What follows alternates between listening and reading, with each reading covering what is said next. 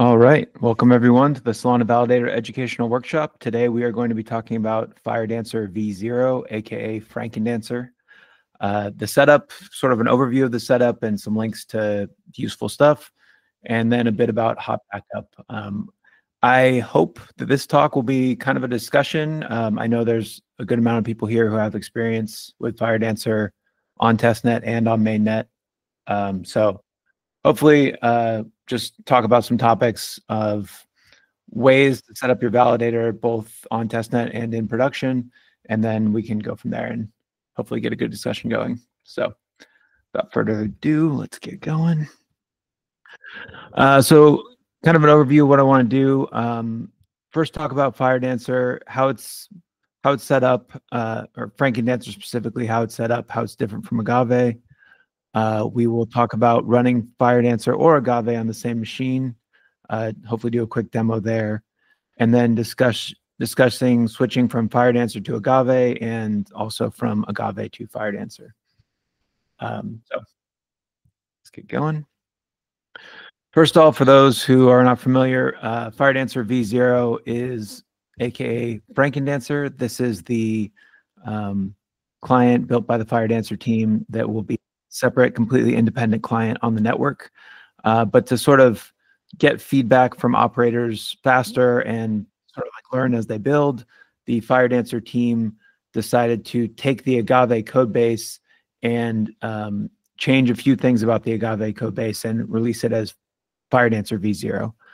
So the things that they worked on are the networking stack and the block building pipeline. The rest of the code base, snapshots, replay, gossip, consensus, etc., are Agave. So if you're an Agave operator already and you have familiarity with a lot of things about snapshots, about ledger, about accounts, etc., all those things should be pretty similar in Firedancer as well.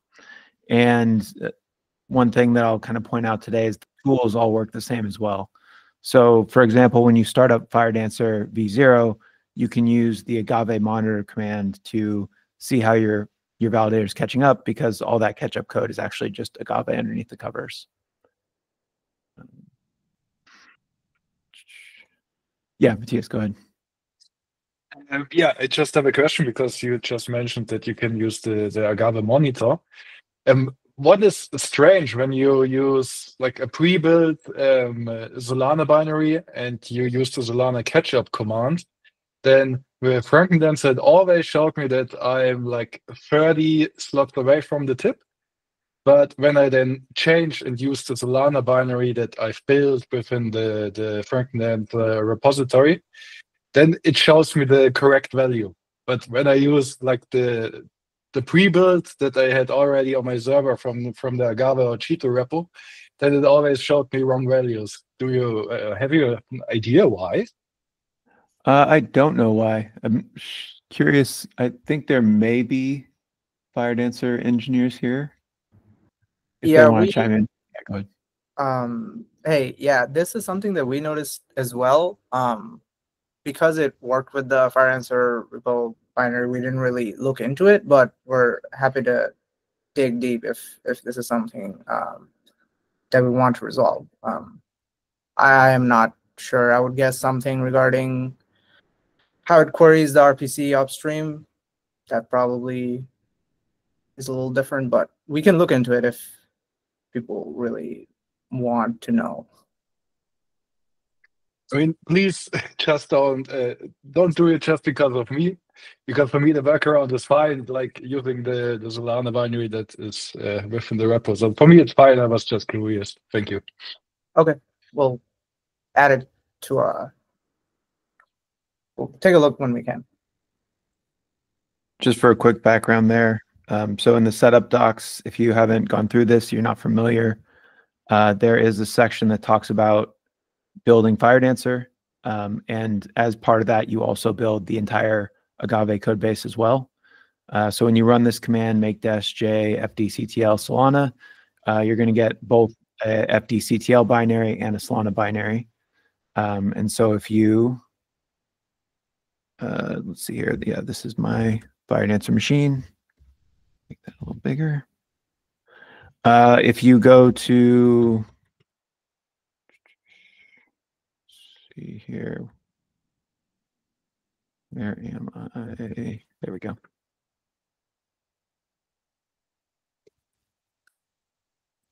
Oh, that's right. Sorry, I'm the wrong user. If you go here and you go to build, I'm still seeing the Chrome. oh, are you not seeing the right screen? No, I'm just still seeing Your the. shell's not shared yet. Oh, sorry. Let me resharing. That I shared the whole window.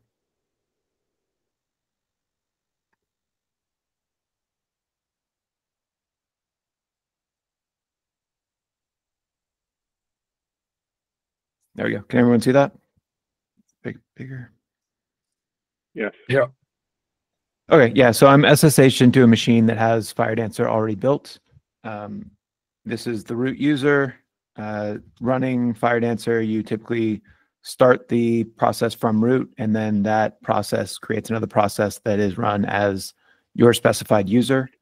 But all that's to say, I'm in this Firedancer directory. It has been built.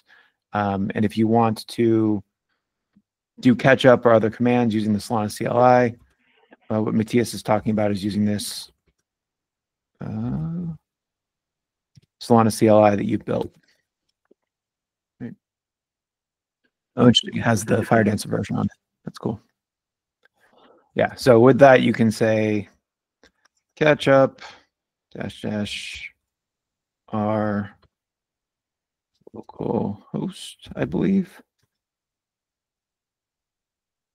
And 127.0.0.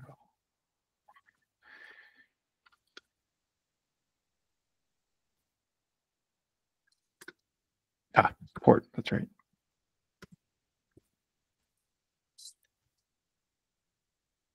Interesting. I think you need a -ut. Thank you.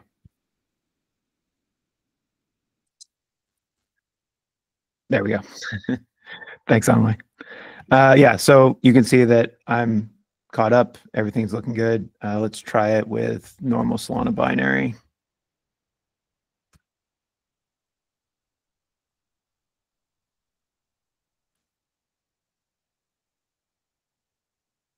So it also says 0 slots behind, but perhaps it's different if you're in the process of catching up when you do that. So just something to be aware of when you get set up. All right. Back to it. Yeah, I think we covered this. Another thing to notice with Firedancer v0 is it has this tiles architecture. I'm going to link to a talk that Anway did a few months back that essentially talks through the setup. And so I won't go into this in a lot of detail, but a couple things that are important to know here. Firedancer creates tiles, and these tiles you can think of as like a bunch of separate processes that can get pinned to a CPU core. So inside the config.toml, when you're setting up Firedancer, you have the option of letting those tiles be automatically configured or assigning which jobs you want to pin to which cores. One thing that's kind of important to note is that 100% CPU utilization is expected, especially for the POH thread. So you want your POH thread to be working all the time. Essentially, that means that you're hashing frequently. So if you see that, you run Frankendancer, you see 100% CPU utilization, that's good. That's what you should be doing. So keep that in mind. Let's take a look at this config.toml. I'll point a few other things out.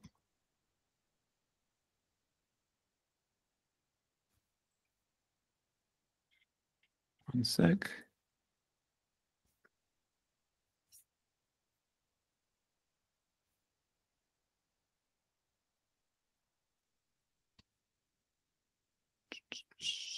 There we go.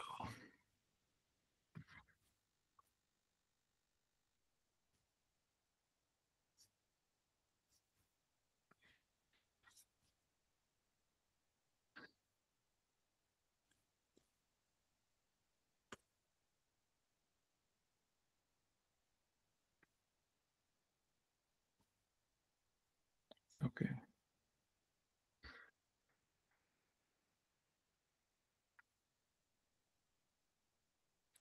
What is going on? Nope.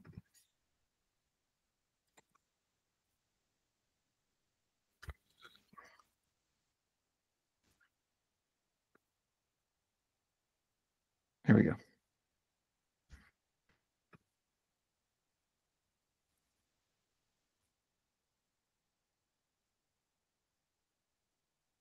All right, not sure why this isn't working. Let's just do it with them.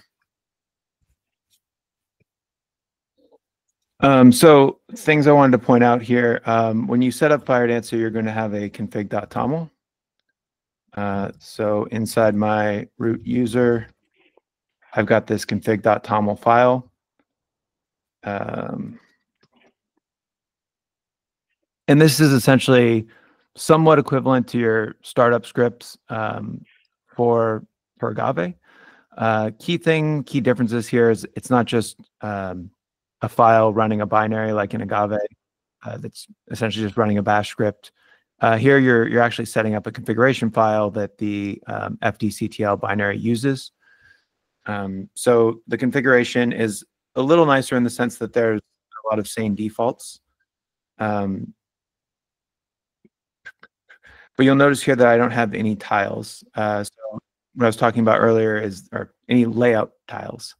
What I was talking about earlier here is that you can pin certain jobs to specific CPU cores. You'll notice here I'm configuring gossip, consensus settings, essentially which keys I want to use for my identity key, my vote account, if I want snapshots or not, etc. I'm configuring metrics, which of course everyone should do.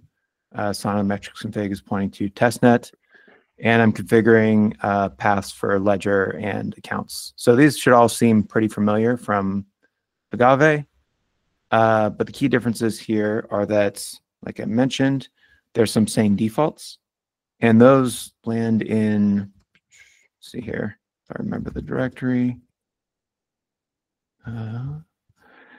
So those are all coming from a file called default.toml. I need to find where that is. One sec.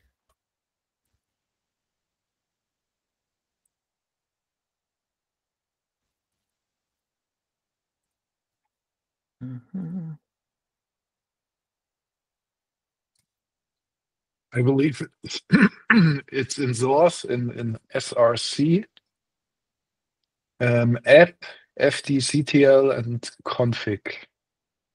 At least that's at my App, there we go.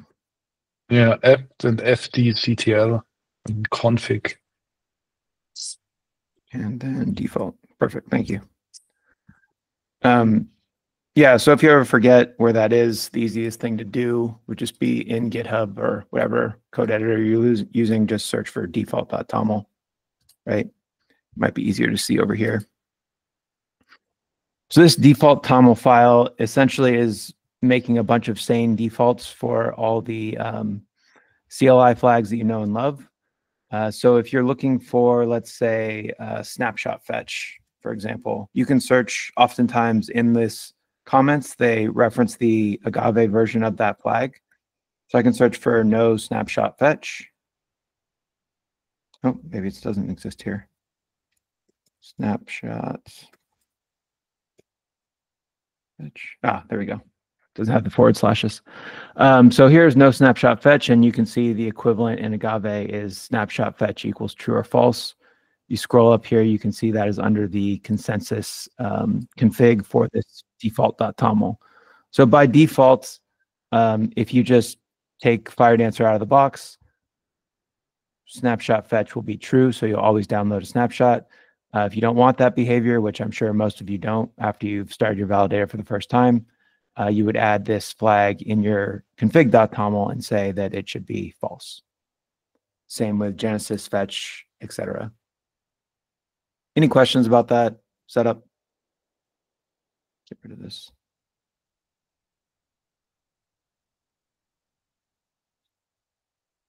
Nope.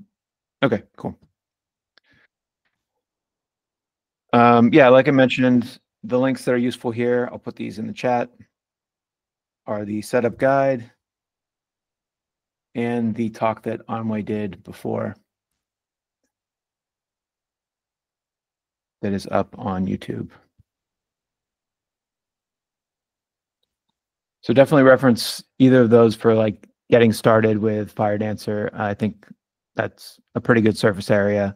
One key point in that YouTube video, it mentions, I think, git checkout v0.1. The docs have been updated now, so if you do git checkout, it should be whatever version that you want to actually check out. In this case, I think it was,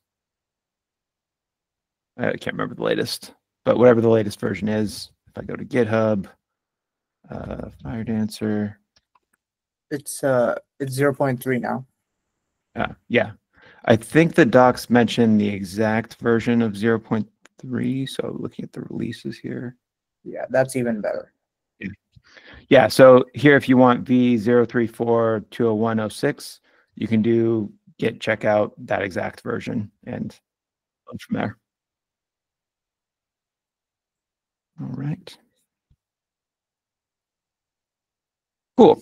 So any questions about setup and sort of Firedancer basics there? I kind of went through it quickly, but like I mentioned, that YouTube video and that getting started guide should get you pretty far along. Hey, the question about the auto configuration Yep. for layout. I did some tests and I figured out that if you set the auto configuration, the performance is slightly worse than if you set the range, CPU range, course range manually. So the question is it expected that auto would be slightly better, worse performance than manual set? I think yes. If you look at the default TOML in here, let me go back. Oops.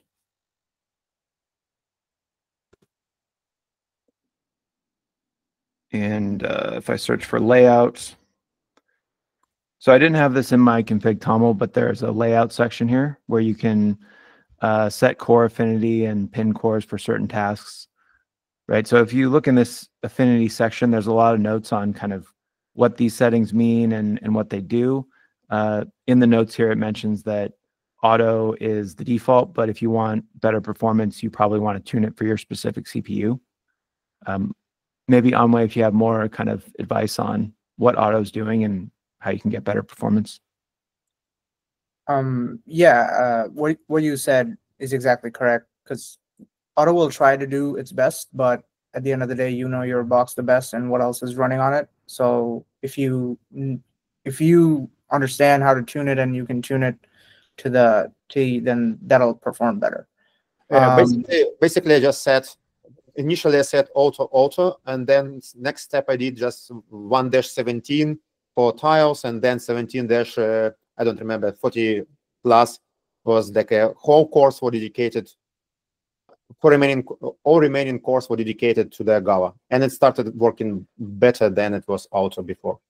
That auto should do that automatically. It should take whatever number of tiles Frankendancer needs, puts them in the Frankendancer affinity, and then it should give everything else to Agave. You can check the difference by running fdctl mem command, and then --config and pass in your config, and then change your affinity and then pass in that. And then you can see the difference and see where it's putting the tiles and what exactly that ends up changing. It'll also show you the course it's assigned to Agave. So if it ends up with the same thing, then the performance difference might be something else. But if there's a difference, then yeah. Can you go over that? The short real answer: quick? you don't use auto, use manual setup.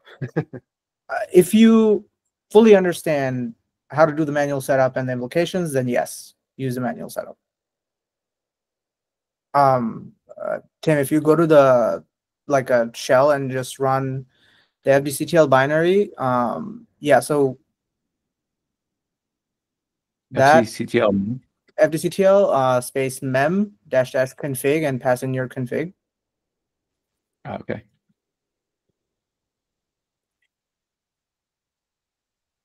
So this will show you, this last tile section shows you exactly what the tiles are, which CPU it gets placed on. And if you scroll to the top of this output, This also shows you, how much memory is needed and whatnot. So at the top, it'll show you the Agave affinity, where all of that is going, and the amount of pages and whatnot. So as you'll see, like it needs 23 tiles. So it'll place, well, it's 23 with 2 floating tiles. So it places everything in 0 through 20, I guess. And then the rest of the CPUs will just go to Agave. So you can change your config file and then rerun this and see what the difference is. Cool. Yeah, is there some rule of thumb on how many Agave needs? I've heard about 24 threads. I mean, just give it as many, like whatever's remaining, just give it to Agave, because generally I think it uses the whole box anyway. Makes sense. There's a question about, is a tile a core or a thread? It's a thread pinned to a core. Yep. It's its own process, essentially, not a thread. Yeah.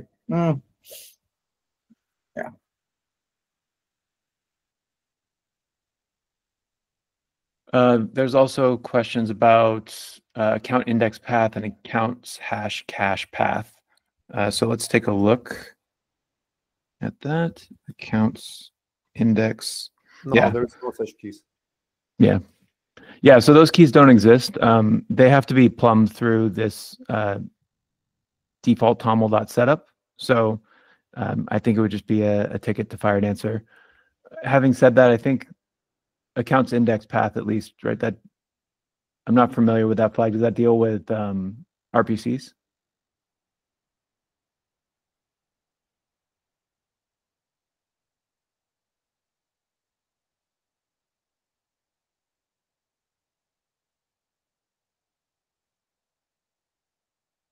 Without this, we are screwed.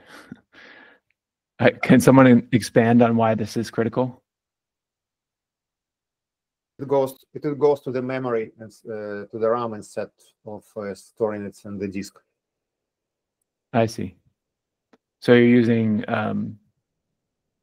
the RAM disk as.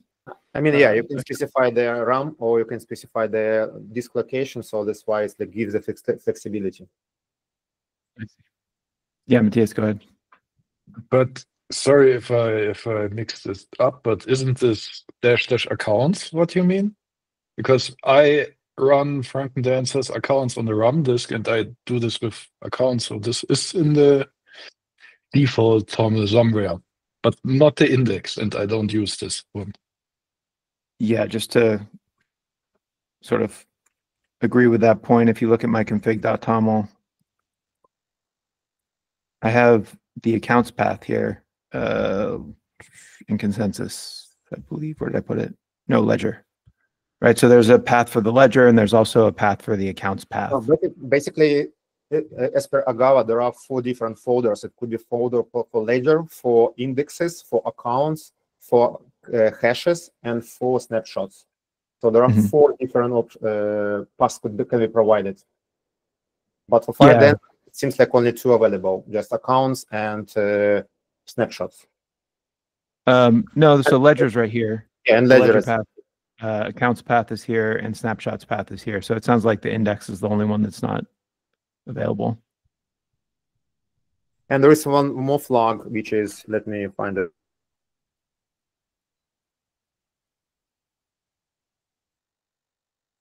Disable accounts disk index. This flag will allow Agava to store the data, store the accounts indexes in the RAM automatically, without any need to provide any path. Okay, yeah. I mean, there seems to be some disagreement on whether or not it's needed. I'll follow up on that one. I don't. No, it's not bugged. It was fixed in 22, basically 21 in Agava. So I mean, like I am reading the comment in the chat. It says that disable accounts disk index key is buggy, but it used to be buggy before the version 2021. It was fixed in 2021. Okay. And yeah. And if you use this key, the account index goes to the memory rather than being stored on disk. Got it. Got it. All right. Yeah. I mean, I'll follow up and kind of talk with both teams. It could be that there's a better way to configure, or it could just be that this is another ticket to the Firedancer team. Cool. Back to it. So yeah, we talked a bit about the configuration and tiles. I sent the links in chat.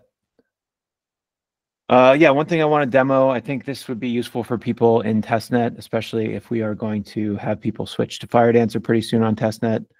The way I've set this up is pretty straightforward, but I guess would be useful to just kind of go over it.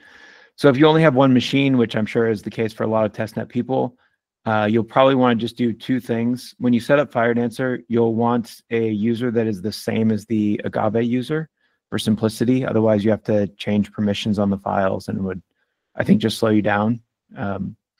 Maybe look at Onway or anyone else to see if this is a bad idea. But from my perspective, this sort of like simplified the setup. Then the second thing is when you're switching from Firedancer to Agave, you want to make sure you run this configure finish FINI all command, which will essentially get rid of the huge memory tables that get set up for Firedancer before you run Agave. So we can go through this real quick. And of course, you want to have Agave and Firedancer both installed on the same machine. So I'm on this machine. It is currently running Firedancer. You'll see here Firedancer is up and running. If I do, let's go to my sole user. If I go to monitor, you can see here the monitor shows that I'm up to date with the chain, processing slots, and this is the Firedancer binary that's running this identity. If I want to switch over to Agave, I have Agave Validator installed.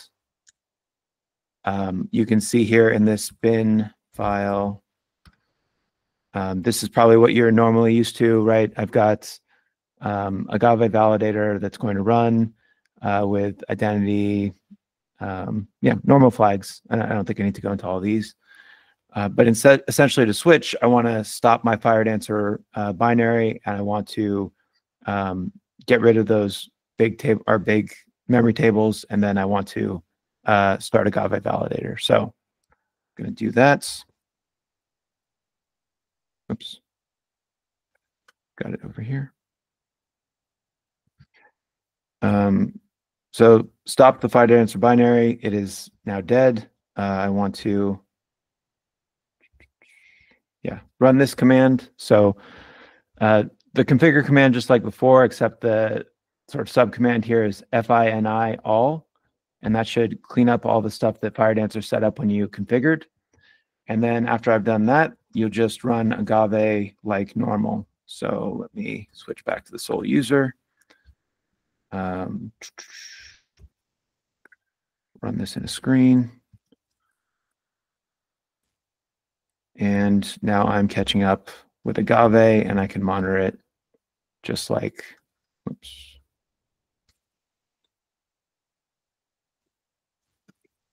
There we go. Monitor it just like before, right? It's going to load Ledger, it's going to catch up, and it's going to do the same thing, except now with Agave. So any questions about that setup or more details that people would like me to get into? Again, the key things are just the same user for both Firedancer and for Agave. In this case, I called it Sol, and then making sure you clean up the memory before you start Agave. One other thing I want to point out really quick. It's processing Ledger catching up. In the configuration file, the config.toml, at the very top here, oops, you're setting the user that you want to run as, or run your Firedancer binary as. In this case, I'm going to say Sol as well as, or Sol so that it matches up with my Agave binary. Cool. Any questions? All right, moving along.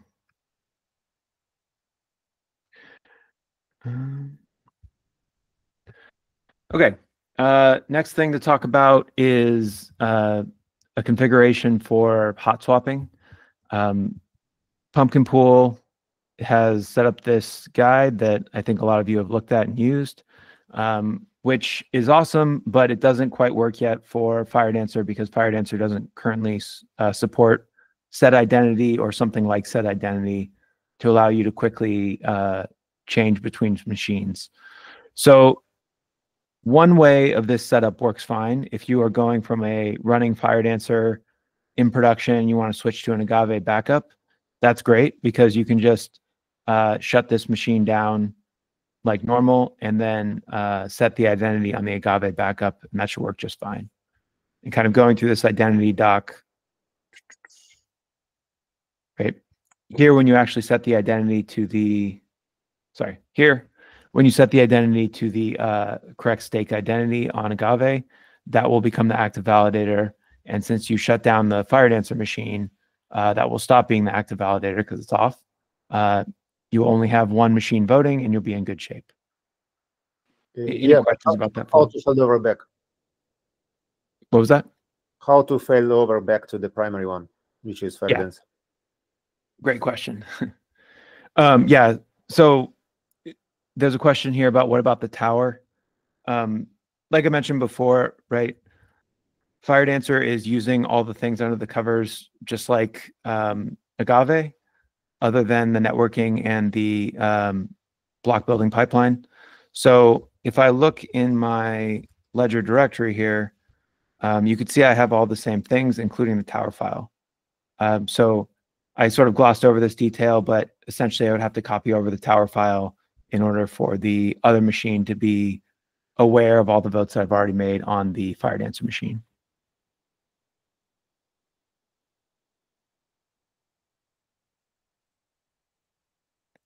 Yeah, and there's a question about, I missed this question. Agave has its own tuning instructions in the docs. Will these conflict, or do we have to disable these when running Firedancer and vice versa? As far as I can tell, no. It seems to work with both the Agave config and the Firedancer config, other than the memory configuration from Firedancer. So as long as you shut down those big tables that are set up when you use Firedancer or FDCTL configure, and then you re-enable it when you want to run Firedancer again, there shouldn't be any issue. Right, so right now my validator is caught up and running. If I do PS and grep for Agave, you can see I'm running the Agave validator here. If I want to switch back, should be a pretty simple process, right? I just want to stop this and then run Firedancer. So I'm going to, actually, let me make sure that I am not downloading a snapshot. Yeah. Okay. So I had this running in a screen. I'll just, oops. But I had this running in a screen. There we go. I have this running in screen. I'm just going to kill the Agave process for brevity here. And then I will go back to root.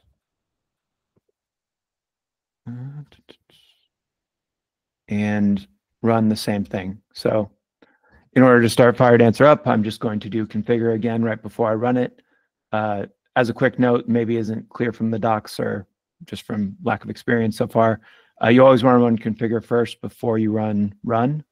So I'm going to configure my Firedancer again. This should set up the memory that I need, and then I'm going to run it. Right.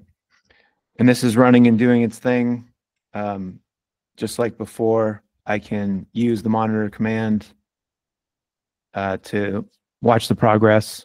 And this is just a shortcut I use to do what you're used to, right? Agave validator -L, my ledger directory monitor. Oops. And it's catching up and doing its thing. So going back and forth on the same machine should be fine. Hopefully that answers the question in chat. Okay. So we've talked about going from Firedancer to Agave. That flow works just fine. The other way around is kind of, I'm sure, what people are curious about, Agave to Firedancer. So like I mentioned, Firedancer doesn't support switching identities. A couple strategies here to help kind of speed this along. So first of all, if I am running Agave as my backup, I'm on Agave right now as the primary. It sort of like makes the process much simpler, right? If you just have one machine and you're trying to update Firedancer for whatever reason, a new version came out or whatever, you don't have to worry about kind of screwing something up in the meantime, right? You always have this backup running that you can rely on while you're doing things to your Firedancer box, whether that's updating the software, doing something like critical security updates on the box, messing with some firewall settings that you're not sure about, whatever. You can do that in the meantime while Agave is up and running and doing its thing. Once you're ready to go back to Firedancer as your primary machine, you can do a couple things that make sure that sort of like the switchover process doesn't have much downtime. So before you do the switch, of course, you can update your version to whatever version you want to use. You can download snapshots outside of the Agave flow to speed that up as well. And then that way, when you switch from Agave back to Firedancer, the speed up should just be, or the time it takes should just be unpacking those snapshots, catching up, and then being back online. And that process is fairly quick. Agave team has done a lot of work to make that replay and catch up pretty good. So I can kind of demo that, but I just want to make sure people have like that concept in mind. Yeah, Matthias, go ahead. Yeah, I would even recommend to, so let's say you have two machines, and like you said, Agave is running on machine A, then go on machine B and start the Firedancer client once with like a dummy key pair. Yeah, wait until it's catched up, wait until it loaded the snapshots and stuff, because then you're safe, you don't have a faulty snapshot, you're safe, the client itself can start and stuff like this. So at least I always do it like this. And then when I really do the switch over, then I just remove the chunk key pairs from the config, put in the real key pairs, then do the Z identity on a Agave machine, and then restart the client, the Firedancer client, because then I already know at least the client itself can start, it's safe, it has snapshots and stuff like this. Cool. Yeah, that's good advice. Yeah, just to recap there, he's advising not just updating your version, downloading the snapshots, etc., but also actually making sure those snapshots load and catch up just fine with some junk identity. And then once you know that the catch up is working well, you're on the tip, everything looks good, you'll shut that down and then restart again with the real identity. Obviously, once you've switched over the Agave identity to your backup identity, your junk identity. So the flow would be catch up with Firedancer, make sure everything's good, and then take Firedancer down, switch Agave back to the junk identity, and then Firedancer back online. And hopefully that flow is tested and foolproof at that point. Yeah. So I can try demoing that. I've got this, let's see, I don't remember what I'm actually running right now.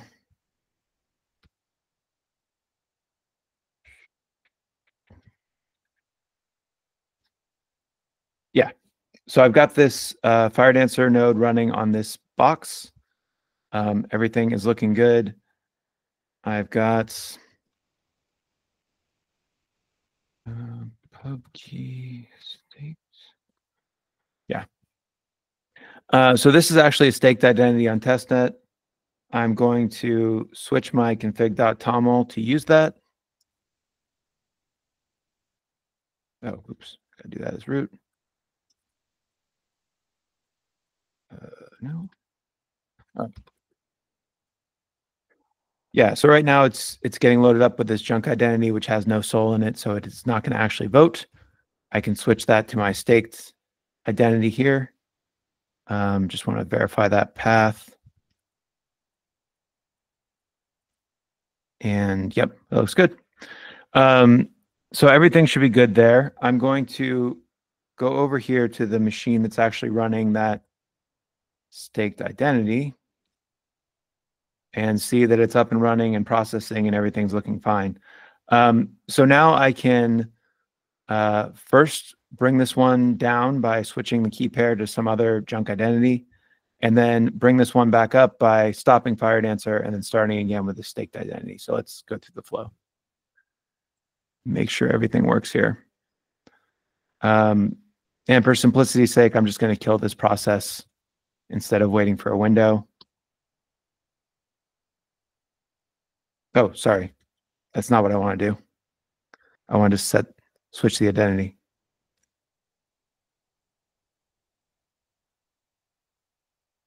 Sorry about that. Wait a second here.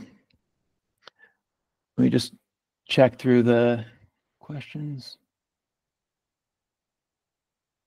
Oh, cool. Yeah, Matthias also wrote a tutorial, so that would be pretty useful.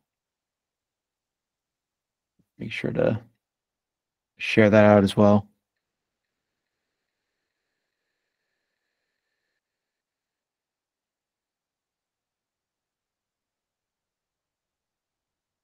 Yeah, I want to make this test the same as what we'd be doing in production, so I'm going to wait for that one to catch up, but once it's good, we can be able to redo everything.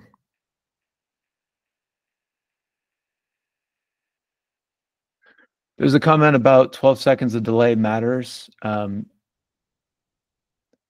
So yeah, I think that one is true, right? Like it's very competitive to run a validator on mainnet right now. Even seconds might be the difference between, you know, some stake pool accepting you or not accepting you. So I think strategies like this will help, but obviously the set identity feature is pretty important for Firedancer. There is a GitHub ticket that I think Blake also. You would be supported to enforce in future that set identity, or there is some blockers which not allow you to implement? I don't want to give like specific dates, but I know the Firedancer team is aware and is thinking about it. I would say it's a priority. Okay, so we're back online.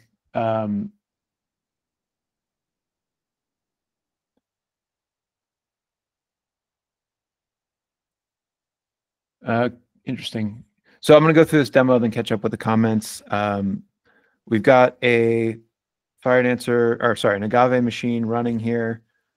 We've got this identity key 141V. I am going to use Agave Validator set identity. Identity. And I'm going to set it to this junk identity.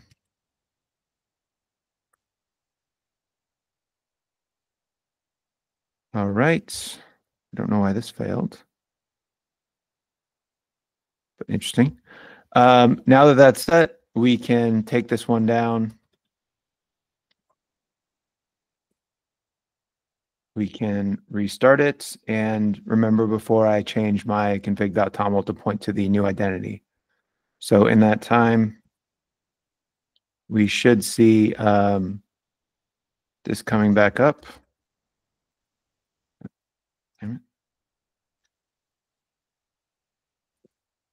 With my new identity.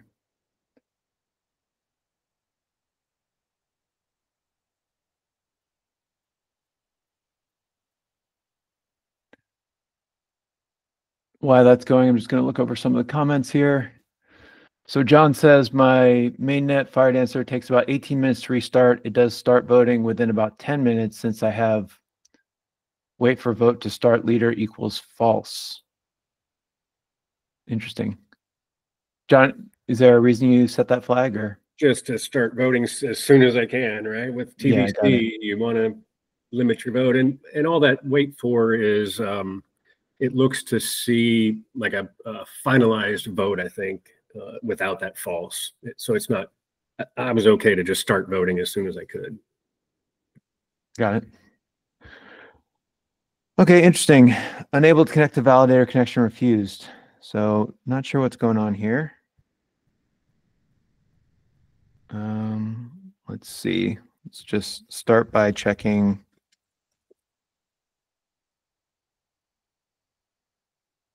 I'm up and running, but I'm falling behind the chain. And still falling, so something's up here.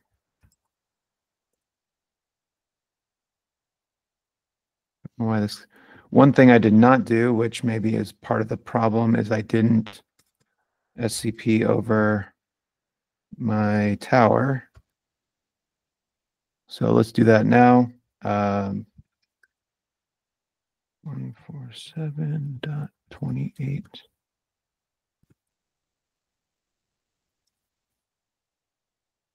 Yeah, 19.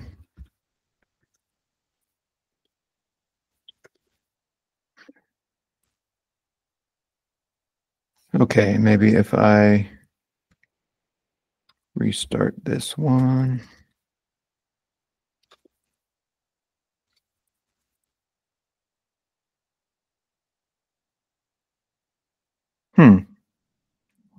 All right. We've exited the Agave validator for some reason with an error. Let's debug. I had that almost, I don't know if it's exactly that, but if you've got a corrupted tower or something pretty old, then Agave does exit just to be safe. So it's better, if you're not going to copy the tower, it's better to have no tower. Got it. Okay, so we've copied over the tower, restarted, and hopefully this should fix our issue.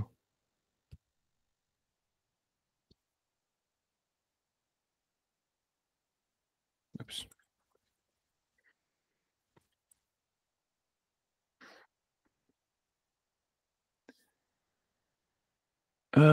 Yeah, a question about asking if Firedancer supports Jito. Currently, Firedancer does not support Jito. Again, I don't want to give statements for the Firedancer team, but I'm aware that they're thinking about it.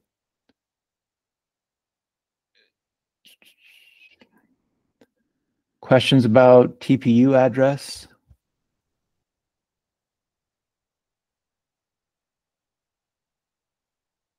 Okay, great. Yeah, so it looks like I'm 500 slots behind and catching up. So I think that was the issue, right?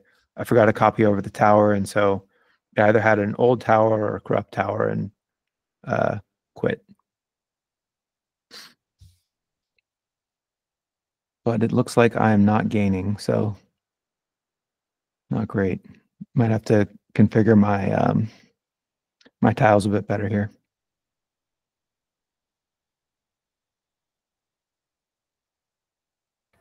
I've seen where it usually falls a little bit, and then, you know, there'll be a point where it gets faster, but not always.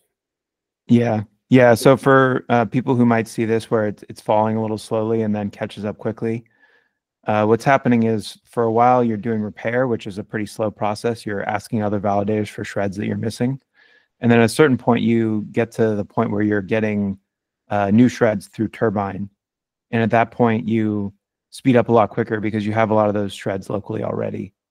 That was also an educational workshop that we did about a year ago. So if people are interested, it should be up there. But this does not look like it's going well, so I apologize. Might have to do a little bit more performance tuning here. But the great thing is that we can fix this by just going back. So instead of setting the identity to junk, I can set the identity back to my staked identity. Nope. And this died. Well, that's great. Yeah, I guess they both died because it detected some duplicate voting.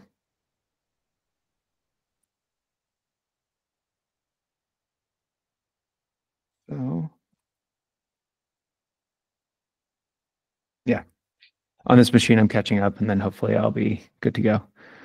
So a failed demo, but hopefully you get the idea of the mechanics at least. Any questions about what I demoed? I don't want to hold you all for the next 10 minutes while it catches up. Thank you.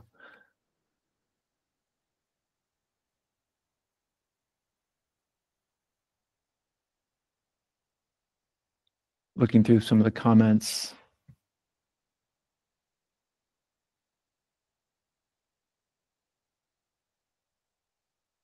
Yeah, I think John's right that it probably detected two people running, or two nodes running with the same identity and died.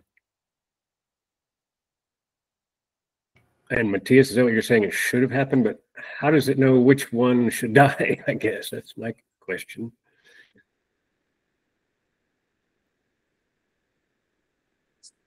Yeah, we can take a look at the logs. Yeah, Matthias, go ahead.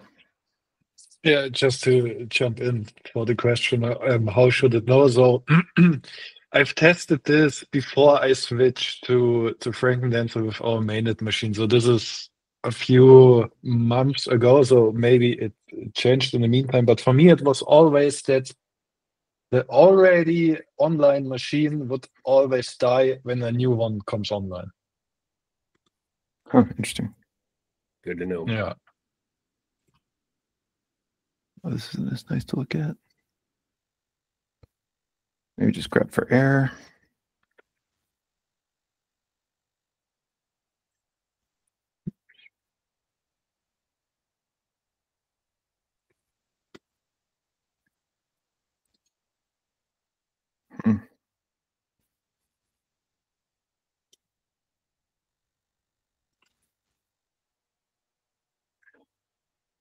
Yeah, so that's exactly what happened, right? It detected in gossip that there were two nodes running with the same ID and failed.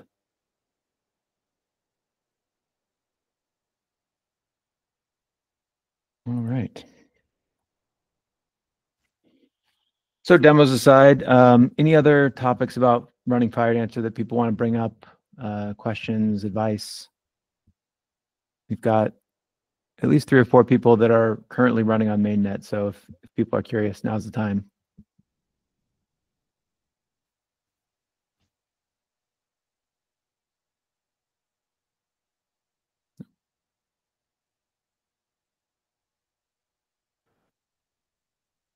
Yeah, Andy, go ahead.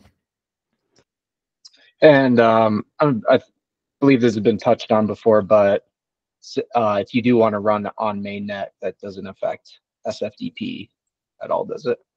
Correct, yeah. Okay.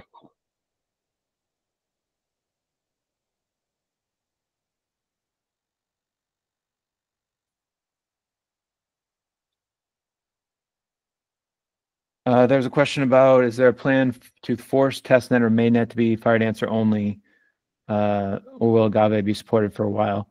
So for testnet, especially for people operating in SFDP, we will definitely switch between Agave and Firedancer versions. I think the point of testnet is to test out new software, and that should include Firedancer as well as Agave. So, you know, kind of be ready and willing to test out both clients.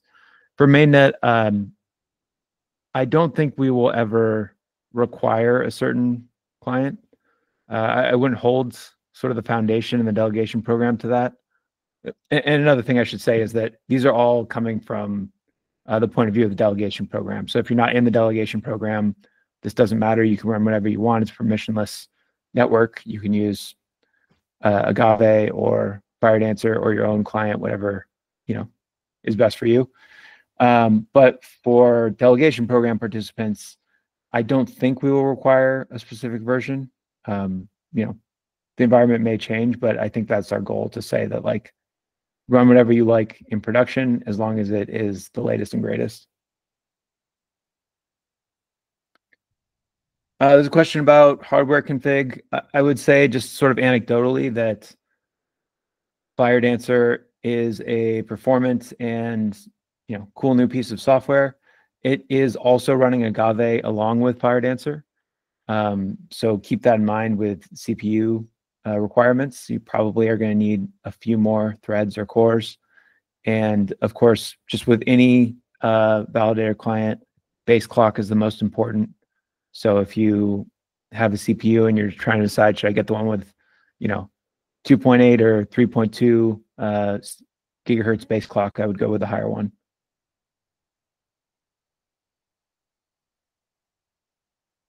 Yeah, Matthias, go ahead.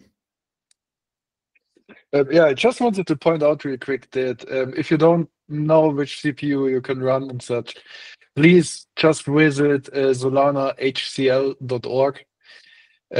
We added like a handful of CPUs already for Frankendancer.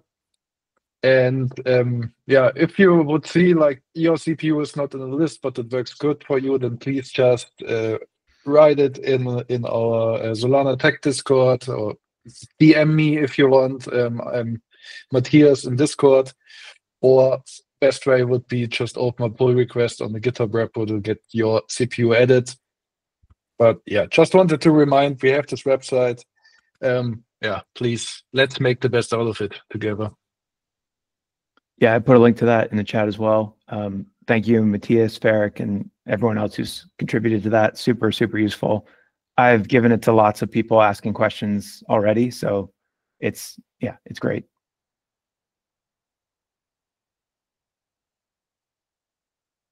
Okay, cool. I think we'll end it there. Thank you, everyone. Put this up on YouTube shortly. And if you have other Firedancer related questions, there is a Discord channel for Firedancer operators, so definitely post them in there as well. Cool. Thanks. Thank you. Thank you. Oh, thanks, Anway. Yeah, thank you. Bye.